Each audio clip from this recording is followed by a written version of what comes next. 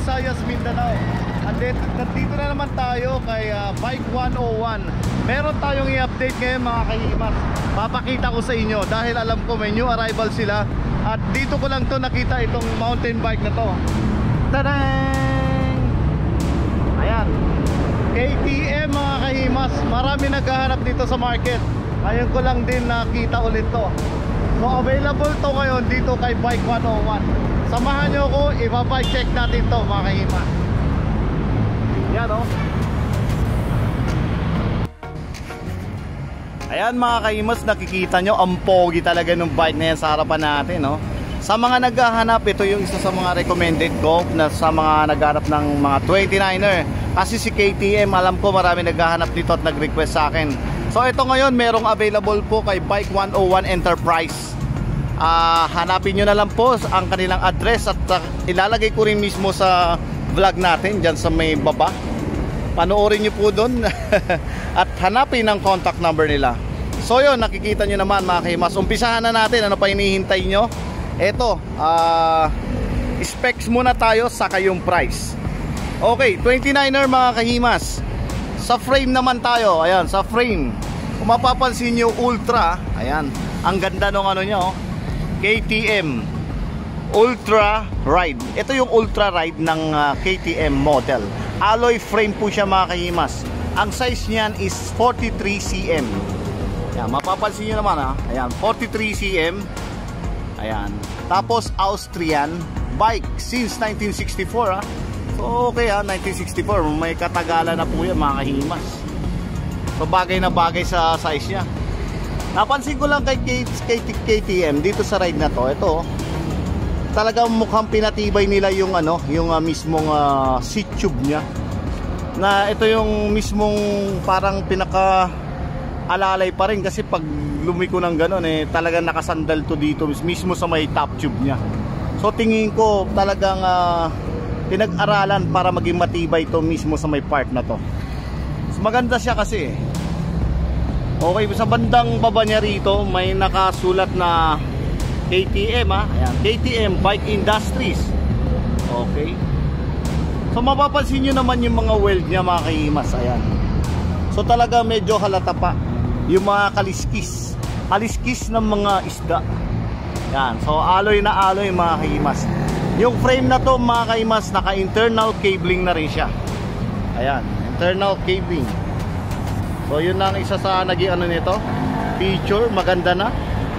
So hindi na masyado makalat po yung ano niya, yung mga cable. Okay, tingnan naman natin dito mismo sa ano niya, sa may handlebar niya mga kahimas. Parang napakalapad masyado para sa akin, pero okay siya. Alloy na po siya. Tapos ito mismong stem niya 5 to 6 nm KTM headset. Tapos pagdating sa headset dito sa baba niya, naka-mark talaga dyan na Ritchie. Ayan. Ayan, Ritchie. So ayos, diba? And then meron nga pala siyang bell. Ayan. Mapapansin nyo, may bell na rin siya. And then Shimano, ha? Naka-Shimano po yan mga kahimas. Hydraulic ha. Kaliwat kanan po yan na Shimano hydraulic. Tapos mapapansin nyo, 1x, wala na po kayong masyadong nakikita dito na ano, isang shifter. Kasi 1x 12 speed nga pala to na SRAM SX model. Group set niya po is SRAM ha. Ayan, binuzong ko, SRAM SX. Tapos okay, pagdating naman sa ano, sa may mismong fork niya, eto, fork shock ha. Rack shock nga pala ito mga kahimas. Yan, naka rack shock siya. Itong rack shock na to, naka preload, tapos naka remote blackout. Tingnan natin. Model ng rack shock na to is ito yung Judy. Ito yung mga latest na ng Judy mga kahimas. Yan. Yan. Remote blackout po. Ayan, makikita nyo naman yung mismong ano niya, cable paakyat dito na mismong gawa rin mismo ni Rackshack. Ayan, share natin para makita natin si Rackshack na nakasulat. Ayan. Yun, Rackshack ha. Rackshack po. Nakakonect yun mula dito sa baba, papakyat dito. Ganda oh. nagagandahan ako, wala akong masabi rito. Tapos mapapansin nyo naman may mark naman na KTM nakalagay dyan sa handlebar nya. KTM comp, ayan, medyo ano na rin eh. Tapos ganun din dito sa ano nya, sa stem, may nakasulat din dyan na KTM. So yun, medyo hinihimay-himay lang natin mga kahimas. Alright, ang ganda naman. Okay, punta naman tayo dahil hydraulic to mga kahimas. Dito sa harapan hydraulic, ganun din sa likuran. So hindi na pwede mag-iba po yan, hindi pwede maging mechanical. Ito po, Shimano na rin siya, hydraulic. So may nakasulat dito. Ano ibig sabihin yan? Resin pad only. Resin ha. So yun na yun, bahala na po kayong magano dyan, pero hydraulic po siya. Siya nga pala, alloy yung ano, hubs nito, naka-alloy na siya. Ayan, PX505 alloy. Quick release ha, naka-quick release pa lang to. Quick release dito sa harapan, tapos ganun din sa likuran is quick release na rin dyan. So pareho po. Mapapansin nyo naman yung kombinasyon po nung gulong naman. Ito, pag-usapan naman natin, papunta tayo sa may ano nya, gulong. So ang itsura, medyo ilayo ko ng konti para makita natin kung bumagay ba dun sa katawan niya yung gulong niya. Ayan.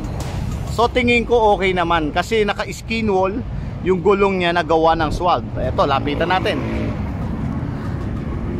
Ayan po, rapid drop. 29er po yan. 20, size 29 itong gulong niya na rapid drop. Nagawa po mismo ni Swald. So ang ganda ng design dahil skin wall na siya. And then pagdating naman sa mismong ano niya, rim. Yung rim nito mga kahimas, alloy. Alloy rim na 29er po. Na KTM yung nakalagay, pero made by Alex Rim. Eto, pakita ko ayan, made by Alex Rim. So alam nyo naman pag magawa ng Alex Rim sa bike industry, isa sila sa may mga pinakamatibay at talagang tiwala pagdating sa mga bike at kilala. Magaling sila gumawa pagdating sa mga rim. Kahit sa lahat na mapinupuntahan kong mga Japan Surplus, nakikita ko yan, lalo sa mga mountain bike nila. Since na mountain bike itong rini-review natin, so yun, nakikita ko na naman si Alex Rim, kumbaga collab nila ni KTM. Maganda yung forma niya, saka yung tread, maganda yung tread niya, hindi siya totally lock na malalaki, yung katamtaman lang, so hindi siya masyado maingay pag ano na, sa mga flat pag tinatakbo. Okay siya para sa akin. Tapos dito napansin ko rin sa ano niya, sa may grip. Yan, handle grip KTM brand talaga. Kaliwat kanan. Siyempre, hindi pwedeng kailangan pares po yan mga kahimas. Ang ganda ng Ultra Ride KTM. Okay, punta naman tayo sa group set na nakasalpak dito. Sa tingin ko yung nakasalpak na group set dito bumagay para sa bike na to. Ngayon, pansinin natin yung crank nya. Sa crank nya mga kahimas, 50-40 po itong ano mismo, chain ring. Nagawa rin mismo ni SRAM. Tapos itong crank arm, ayan, SRAM din po siya. SX model kasi SX group set po yung nakasalpak dito. So 54 Nm nandito sa gitna. Hinahanap ko kung may butas ng kaligayahan. So mga kahimas, pag nyo napansinin yun, walang butas ng kaligayahan dyan. Kasi nasa SRAM tayo. So ang kasabihan nga, ang sinatawag nila yung may butas dito, Halotech, mga ganon. Sa Shimano lang daw yon. So natutunan ko rin po yon sa mga ibang mga nagbigay rin sa atin ng mga magandang feedback. Ayan, 8mm hex doon dito sa may crank.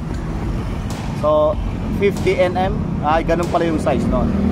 Okay, so may idea na po kayo mga kahimas pagdating dyan. 34 teeth, 1 by. Dito naman tayo sa likuran. Dito tayo sa rear derailleur. Ayan, SRAM SX.